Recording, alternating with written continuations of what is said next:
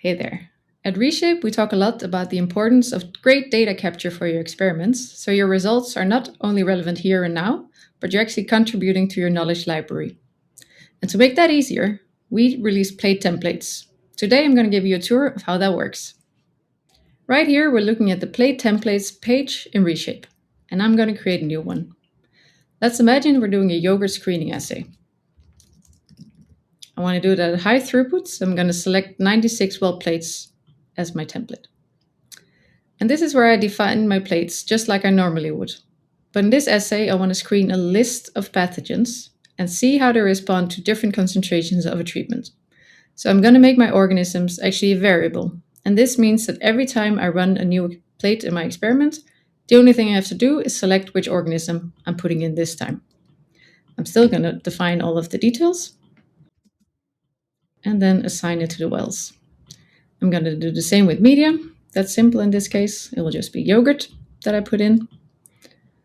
And then I'm going to set up my treatment. And here I want to know the response at different concentrations. So I'm going to set up a dilution series. And I am going to put in how much I put in per well. So I have all of the details defined if I ever want to look back at the specifics of my experiment setup in the future. And then I'm going to set up my various concentrations.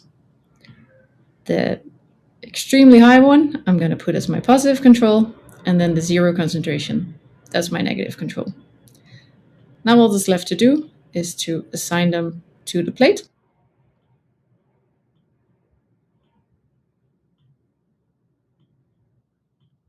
And my plate is fully defined.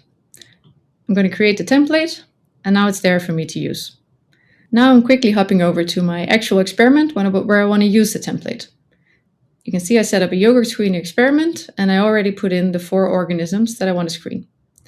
I'm going to add my plate, the yogurt screening yogurt assay plate we just made, and then I can hit create plates here in the bottom.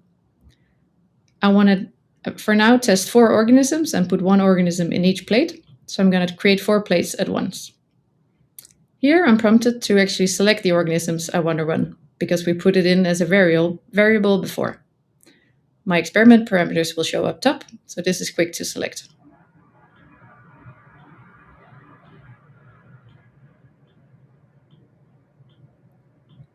Great. That's defined, and now you can see my media is still there, and the treatment with all of its dilutions are also still there. So I'm going to create my 4 plates. And this is a way to run your experiments at high throughput with all of the details defined. You can see my 4 plates are here, and when I now create a job and capture them, I'm going to have the images and the analysis results together with all of the metadata to reference anytime in the future.